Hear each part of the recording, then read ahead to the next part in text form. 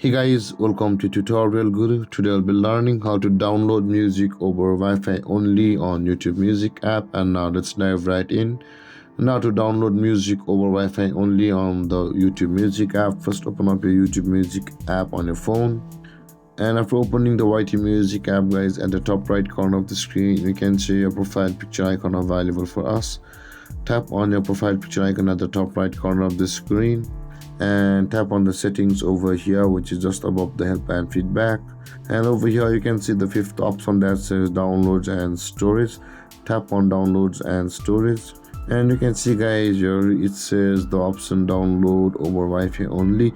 Make sure the toggle icon for that option is turned on and blue, and you will then only start to download music over Wi-Fi only on your YT Music app on your phone.